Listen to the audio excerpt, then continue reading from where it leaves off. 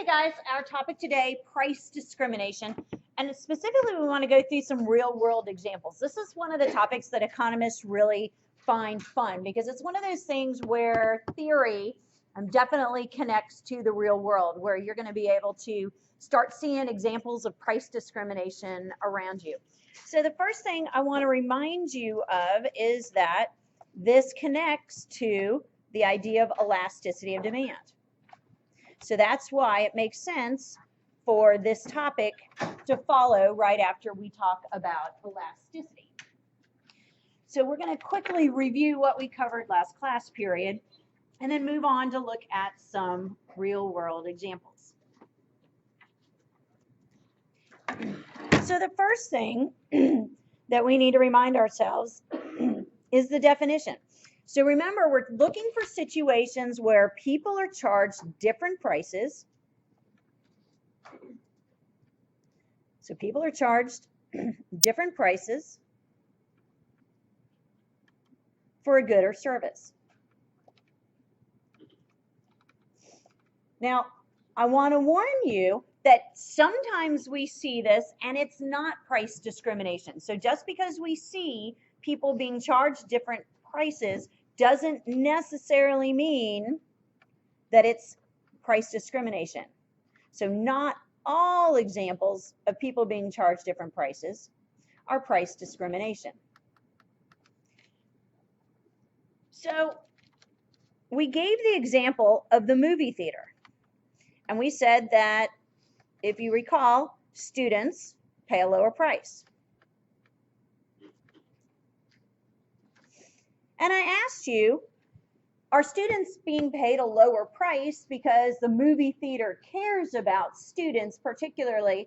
And we all agreed the answer is probably not. I mean, it's great to have kind of that Lancer pride, but that's not why they're hooking you up with a lower price. We agreed that you have less disposable income.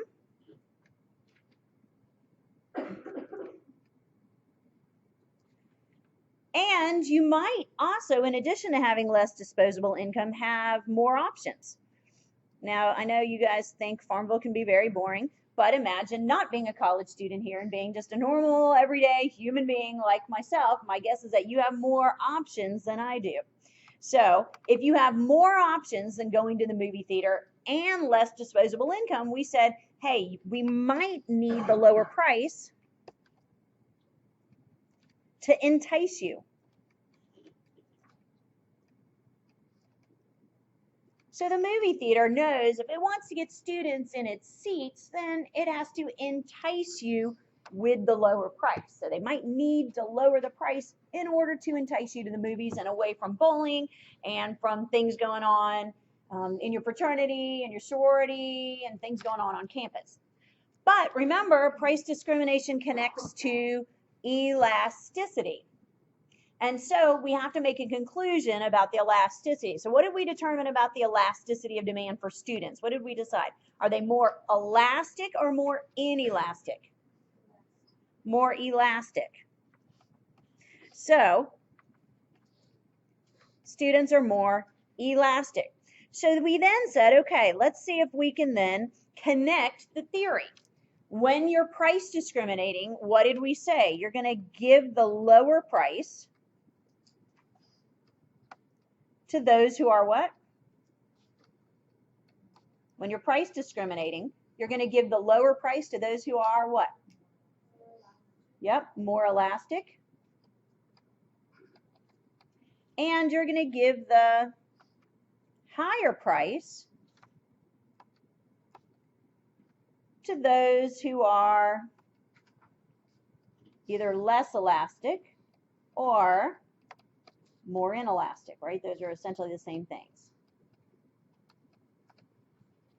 So when we're price discriminating, that's how we're behaving. We're giving the lower price to those who are more elastic, and we're giving the higher price to those who are less elastic or more inelastic. So do you agree then, when we're price discriminating, so when we use price discrimination, do you agree that we're basically finding a way to sort, and I'm going to use that term in quotes, we're going to sort consumers by elasticity. So when we're price discriminating, we're going to sort our consumers by elasticity, and then we're going to price accordingly. And that's exactly what Sunchase Movie Theaters has done. It has sorted people into what they perceive are going to be your elasticities. They perceive that students have a different elasticity than people that go to the movies just by themselves, like somebody, or maybe an adult taking a date, or somebody's buying a single ticket. Does that make sense to everyone? So price discrimination is very tightly connected to the idea of elasticity. All right. Oops. Sorry about that. Now remind me, what's the motivation for Sunchase? Why do it? Why do it? What's in your notes? Why do it? Greater revenue. Good. Greater revenue. So if you do it successfully, greater revenue. That's what's in it for you. Sunchase can sell more movie tickets and bring in more revenue. All right. But what was the one thing that we said Sunchase has to think about? It has to prevent what? It has to be able to prevent what? Resale. They must be able to prevent resale. They must prevent resale. All right. So what did we might mean by resale? We're talking about the person who gets the lower price buying and then reselling to the person who would pay the higher price.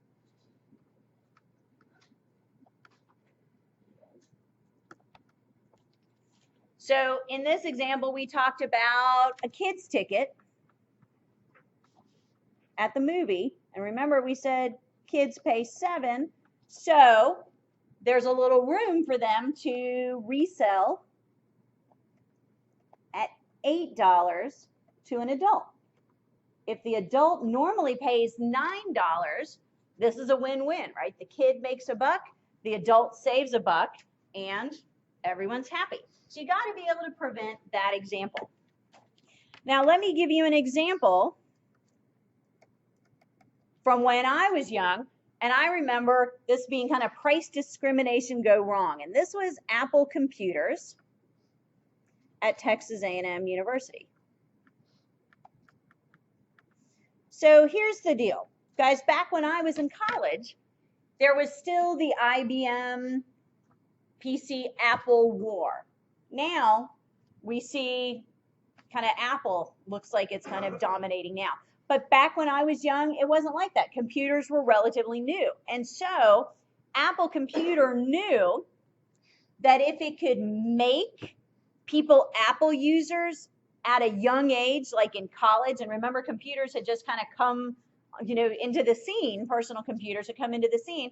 If they could make you an Apple user in college, then you'd probably be an Apple user for life. So I remember that Apple used to run these stores right there on our campus, and they offered really, really good prices. Well, here's the problem. There were no limits on how many you could buy, and you could get a better price than somebody else could get outside of the university. So what's my incentive? My mom wants a computer. I go buy one from this lower priced Apple store, and then I resell it to her. Even if I just resell it at the same price, I'm now undercut their revenues, right? So what if all college students at Texas A&M hook up somebody in their family with a lower price computer, lower price than what they would pay if they went to an Apple store and bought it themselves? Do you see the problem? There was a resale issue. And it didn't take very long for these stores to be closed, and I suspect that not being able to prevent resale was probably part of it. Now, if they had limited everyone to one computer, that might have solved the problem, but I think they decided maybe there were other problems with the model and they left. So that's what we mean by needing to be able to prevent resale. If you can't prevent resale, it's going to undercut your revenues, right? And so that's not going to be a very successful business model. All right. So first thing then that we have noted is that you must be able to prevent resale, number one. A second thing that we need to note about price discrimination is to be successful, to be able to price discriminate, a firm must have some degree of market power. They must have some degree of market power. So guys, for you to be a firm and to be able to successfully price discriminate, you have to have some degree of market power. So we need to understand what we mean by market power. So market power means that you have ability to set prices and influence the market.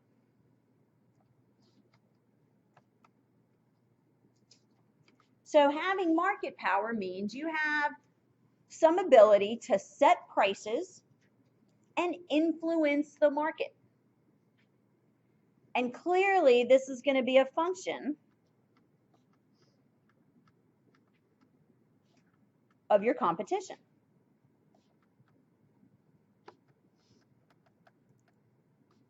And the type of goods you sell.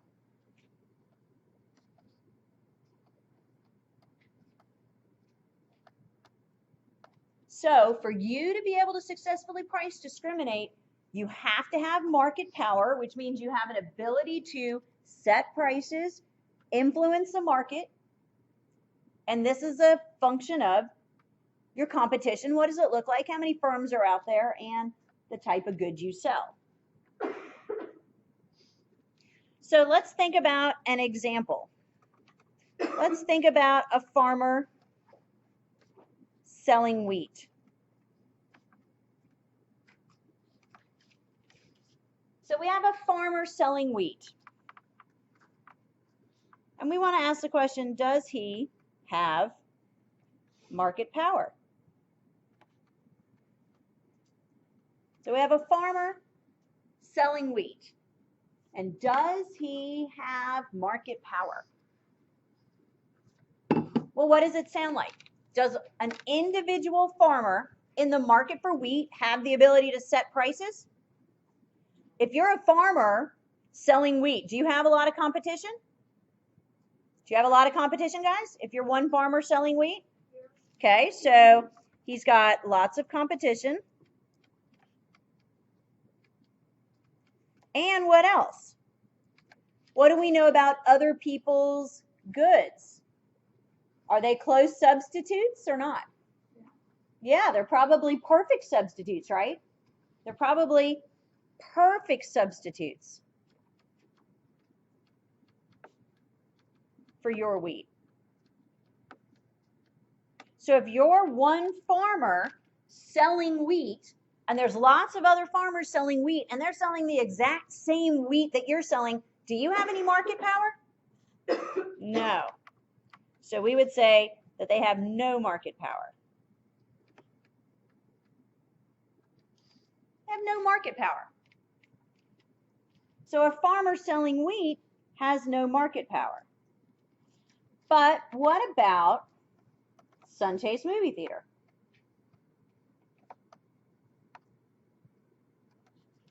Do they have market power? So what do we know about their competition? Do they have any competition?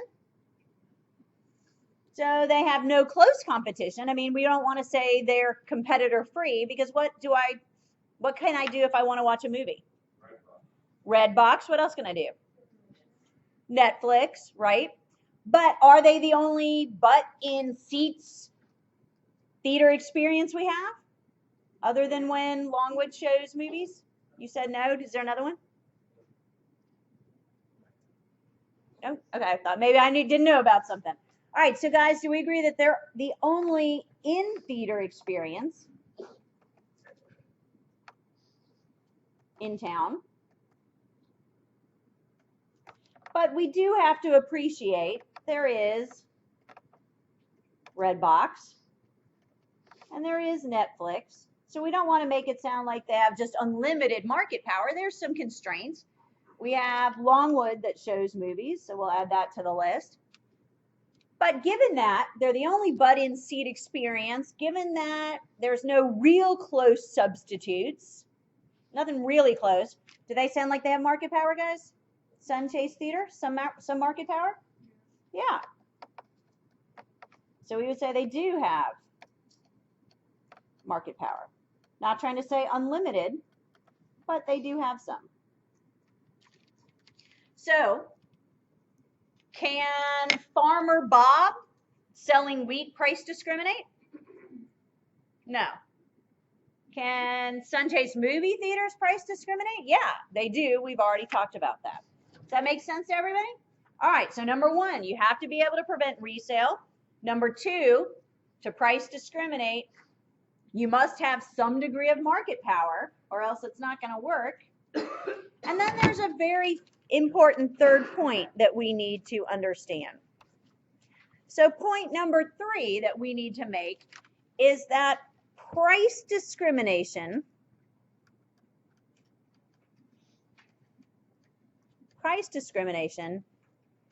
is not about covering your costs when you expect costs to be different. So get that down and I'll explain it.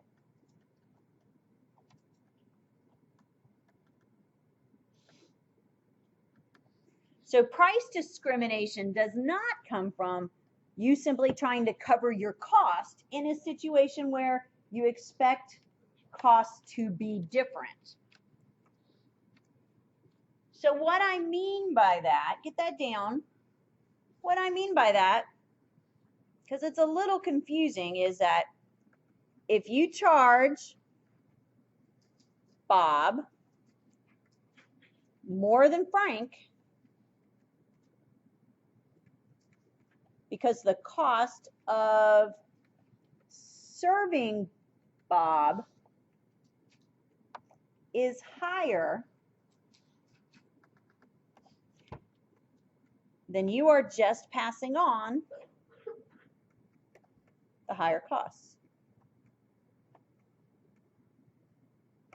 in the form of a higher price.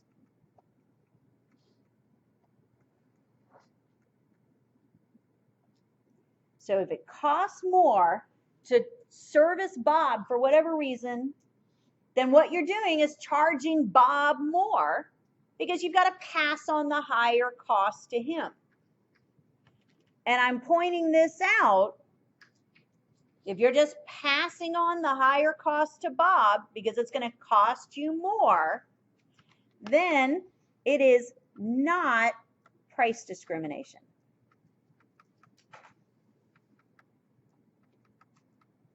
And this is important for you to understand. If you're passing on a higher cost, then it's not price discrimination. Remember, price discrimination is you charging people more because of their elasticity, right?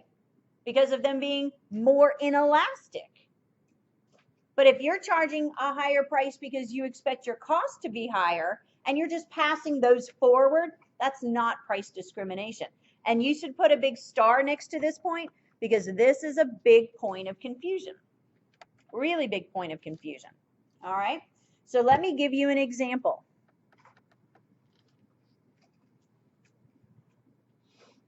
Let's say that Susan and Mary go to get health insurance. So they want health insurance from the same company.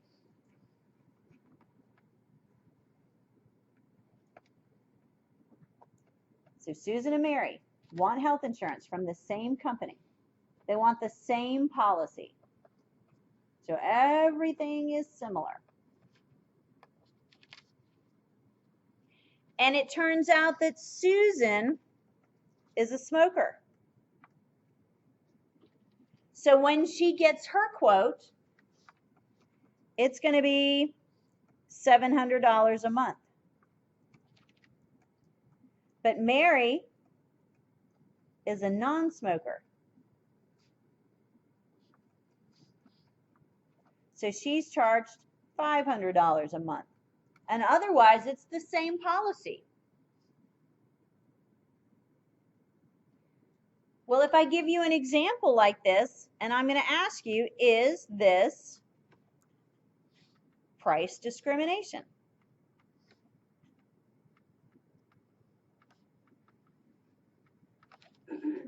And you're going to tell me what? Is it price discrimination? I mean, we're charging different people different prices. Is it price discrimination? The answer is no. This is not price discrimination. And if I asked you to explain to me, why is this not price discrimination? Because it seems like it fits the definition. We're charging different people different prices. You're going to explain to me what? Does it have anything to do with elasticity? So the different prices are not due to different elasticities.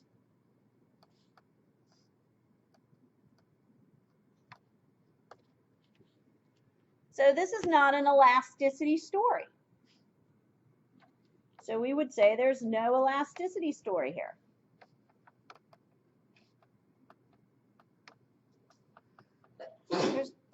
There's no elasticity story. But instead, what is the firm trying to do? It's just cover their expected costs. Because guys, maybe not specifically for Susan, but in general, do you think the models suggest that smokers are going to have more health issues? And if smokers have more health issues, they're going to cost the insurance company more. And so that insurance company better get some of that money up front, right? So we would say we don't have an elasticity story, but we do have what I'm going to call a cost covering story. So if you need a way to kind of refer to it, I'd call it a cost covering story. They're just trying to cover their expected costs. So they're going to charge you more. And it's not price discrimination. All right. Everybody with me? Okay. So again, you're going to have to read carefully, and you're going to have to kind of think about scenarios if I give them to you, okay? All right. So let's take a look at this graphically. So let's say we want to kind of graph the situation here. So let's draw two graphs side by side so that we can illustrate. So graph number one, graph number two. And let's say that these are my two market segments. Let's call this market segment A and market segment B. So market segment A and market segment B. And on the first graph, we're going to draw a demand curve that's steeper. And if we have a demand curve that looks like that, I'm going to add in something we haven't learned about yet. Don't worry, we will learn about it in a couple of weeks or so. But I'm going to take that area and kind of cut it in half. And that's going to give me my marginal revenue. All right. And then on the next graph, I'm going to draw a much different demand curve. And that's going to give me a marginal revenue that looks kind of like that.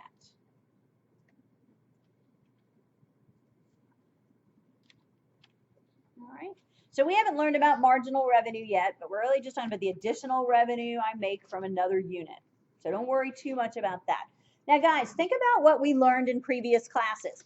As the demand curve gets more vertical, it's more what?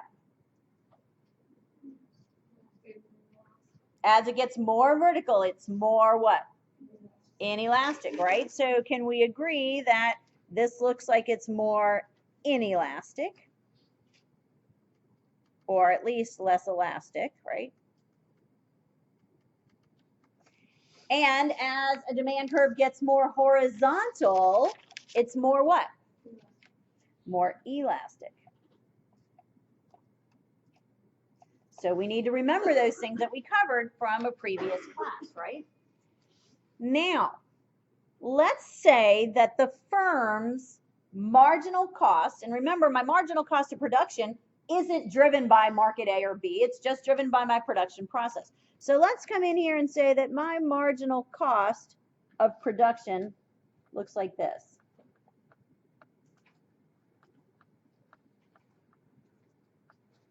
So my marginal cost of production looks like that. All right. Now, in another couple weeks, you're going to learn that if I want to profit maximize, then I want to operate where marginal revenue equals marginal cost.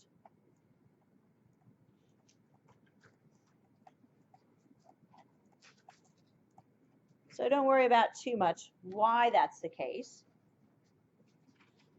But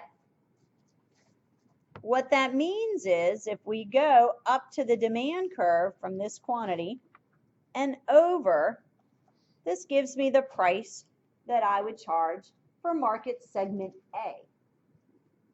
So I find my profit maximizing behavior at the point where marginal revenue and marginal cost intersect, which tells me quantity. And remember, where do I get price? Always from the demand curve, right? Demand curves map together price and quantity. Well, let's do the same thing on the graph of market segment B. Again, marginal revenue equals marginal cost. To maximize profits.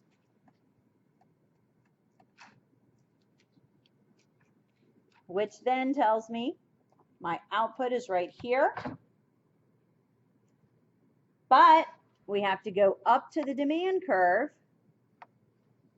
and over to get price. So let's make a note for ourselves. Price always comes from the demand curve.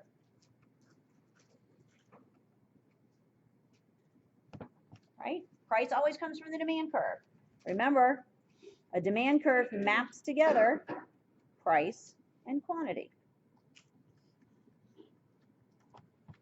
All right, so what do I see here? Even though I realize you don't fully understand why I'm saying that's the output, you should appreciate how I got price, right? By now everyone should understand that if I know output, so trust me that that's my best output, you understand that then I have to go to the demand curve to get price. So what does this suggest? Does everyone agree that price A should be greater than price B? We have two different markets and they should get two different prices, and people in market A get the higher price. So what did we just show graphically? The higher price goes to who? Those who are what? Those who are more inelastic.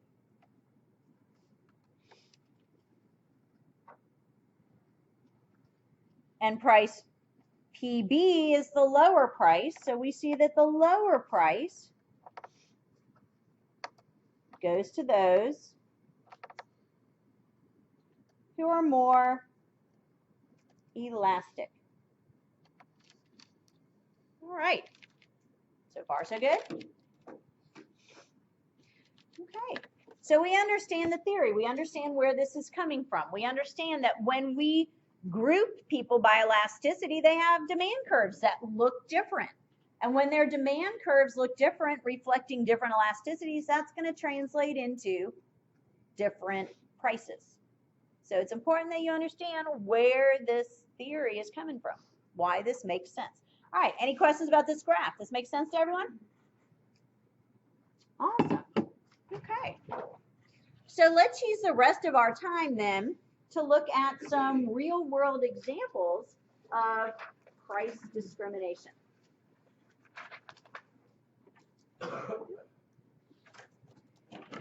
One of the best examples of price discrimination is with the airlines. So real world examples.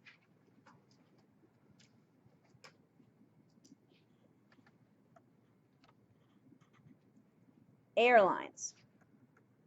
All right. So guys, you may not realize it, but airlines generally have a pricing structure that's three-tiered.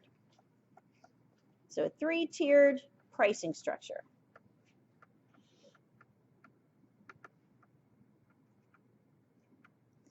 And now with the kind of internet now and being able to get last minute deals, this is you can find violations of this, but in general you see a three-tiered pricing structure.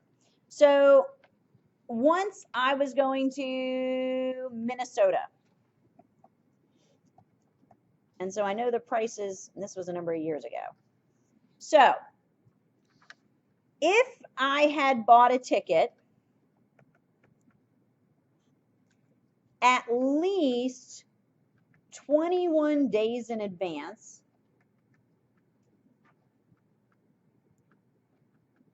the price would have been the lowest, and back then it was something like $320.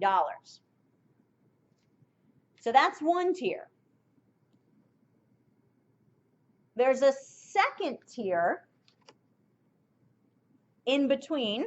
So if in between 21 days and 7 days in advance,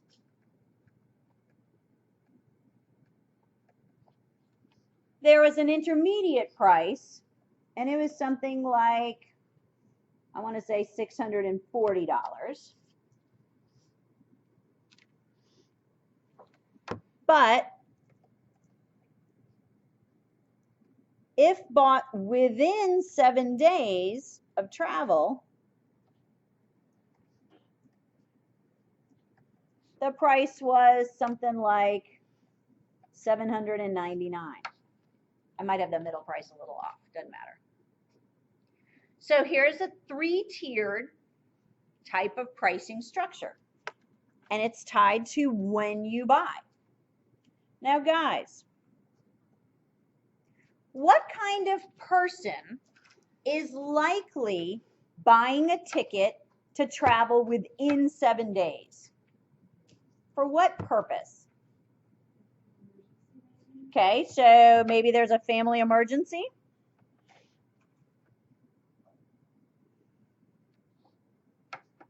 So there's some kind of family emergency. Maybe you have a sick mom. You need to hurry up and get on a plane and go see your family member. Who else might be buying tickets last minute? Business travel. So maybe you and I need to work on a contract. And so we're going to agree to meet in Boston tomorrow and work on it.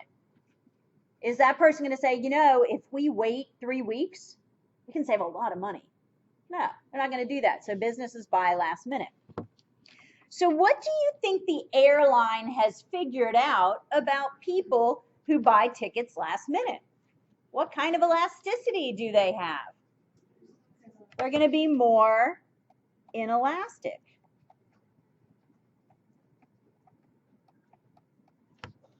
And the airline has figured that out. And what kind of price do you get if you're pretty inelastic? You get the high price, right? But they also know that there's other kind of travelers. What kind of traveler buys at least 21 days in advance? Okay, you're going on a vacation. Honeymoon, we'll call that a vacation. What else?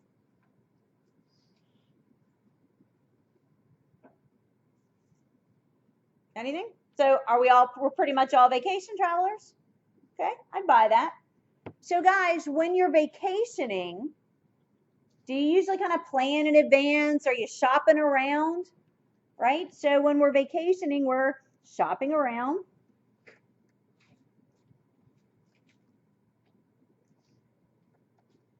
We have time to plan.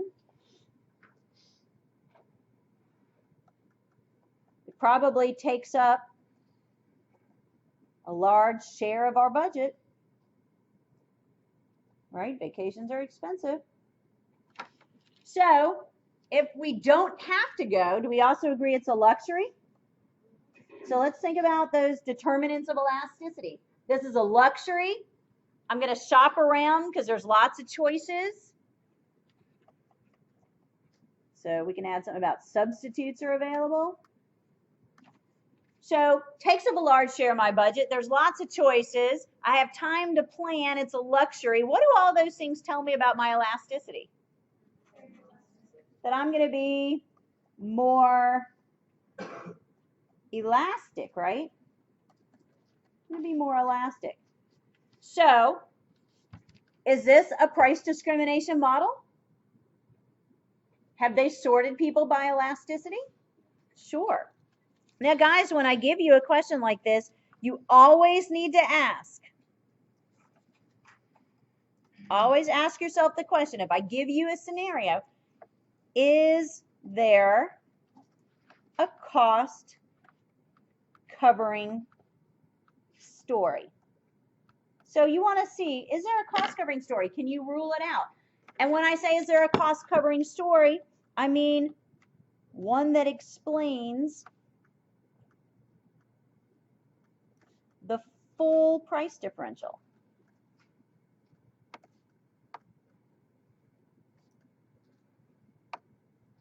One that explains the full price differential.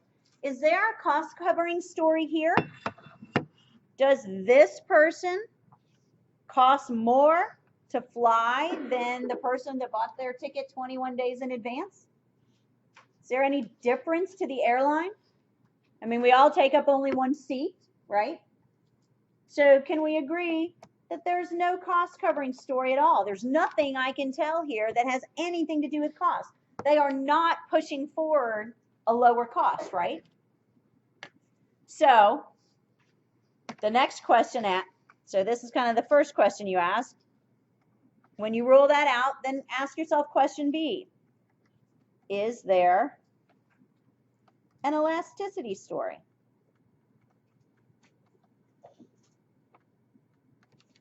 And have we found a pretty compelling elasticity story here?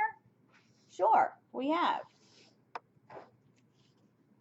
So that's a good way to approach these kinds of price discrimination problems. All right, so airlines, guys, they are brilliant. One question for you. Do we agree? They have sorted you by elasticity. Do they have to even talk to you to determine your elasticity? Do they have to ask you any questions? So they don't have to ask you any questions. They don't even have to talk to you. And are we physically sorting you? Are you being physically sorted into groups, physically? So are you physically sorted? Is the person next to you, did they pay the same price you did? Is this the section over here on the left for all the people that got the, stuck with the high price? So is this a physical sorting in any way, guys? No.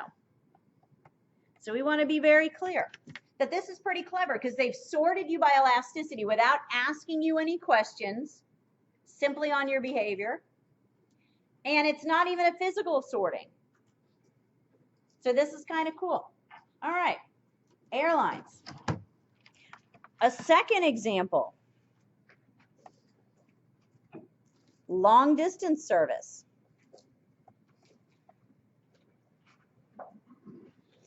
Now, I know none of you even use long distance service, and I'm talking about landlines. So the thing that's attached to the wall and you pick up a phone and call. So we're not talking about cellular service here, guys. We're talking about landlines, which I realize most of you don't use. But A few years ago, guys, there weren't cell phones. When I went to college, it was all landlines. And so I paid for every minute that I called. And I had this boyfriend in Texas, and I'd call him every day just about. And it was expensive because I was paying by the minute. But here were the pricing structures. So my calls to Texas, and guys, I don't even know what the prices are now because none of us use landlines that much, except for in our office. So this was 1984. But if I called between 8 a.m. and 5 p.m., the cost was 21 cents a minute.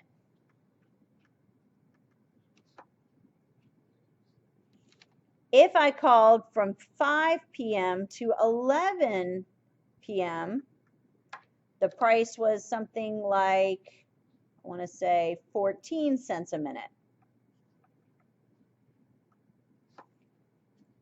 But after 11 to 8 in the morning, price dropped much further, and I think it was something like 10 cents a minute. And as I said, I can't give you any modern examples because none of us use these anymore. We all use cell phones. But that's for people that still have landlines, and businesses have landlines often, most of the time. This is what it looks like. So guys, we want to ask the question, is this price discrimination?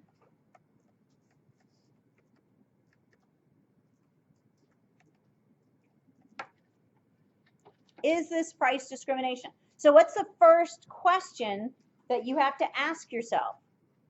What's the first question we have to ask ourselves? Is there a cost covering story? Is there a cost covering story here?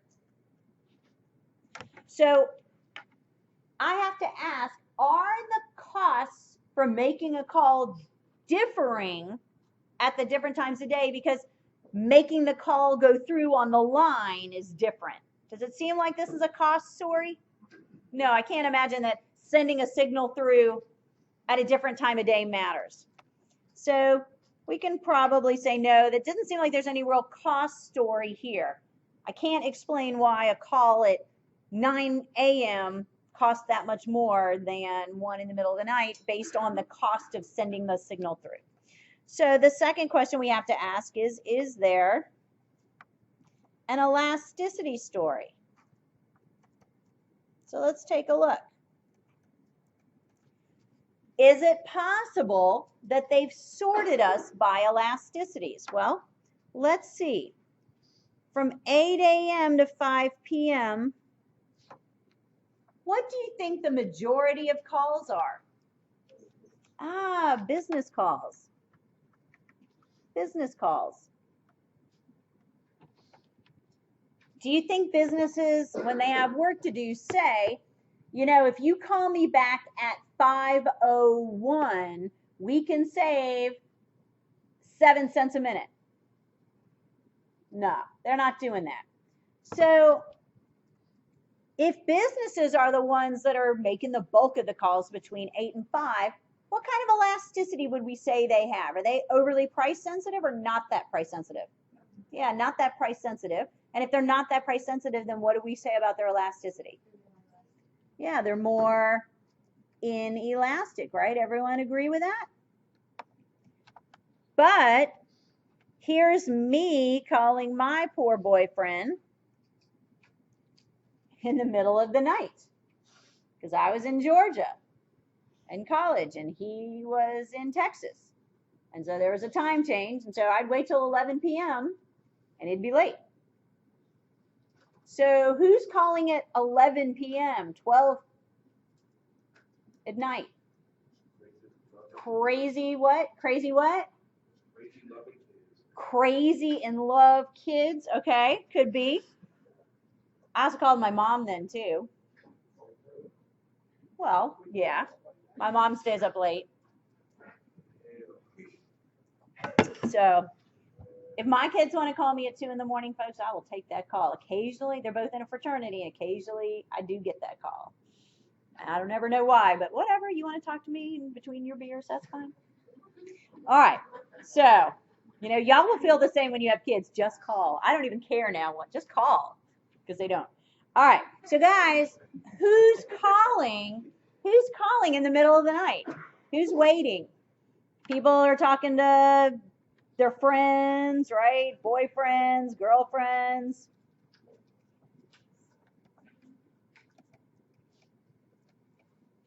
Right? And remember, we're talking about long distance. I think I made that clear, but in case it's not clear, we're talking about long distance, not, you know, picking up the phone and calling right down the road. So for people who are willing to wait, what kind of elasticity do you think they have?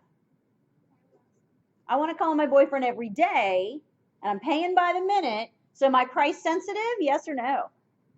Yeah, I'm probably pretty price sensitive. I mean, if I'm calling once, maybe not, but I want to talk to him every day. So I'm pretty price sensitive. If I'm price sensitive, that makes me more what? More elastic. More elastic. So guys, have we followed what we said happens under price discrimination? Who gets the high price here for calling? The person who's more inelastic. Who gets the low price? The person who is elastic. So guys, is there an elasticity story that makes sense here? We would say, yeah, it seems like there is. Seems like there is. All right. So you're going to be doing some homework on this, but I'm going to give you a hint. You're going to get a big hint from me.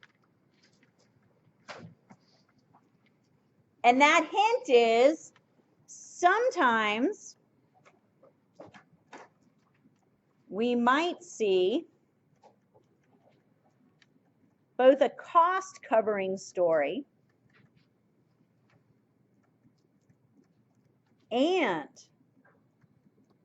an elasticity story where both are needed to explain price differentials.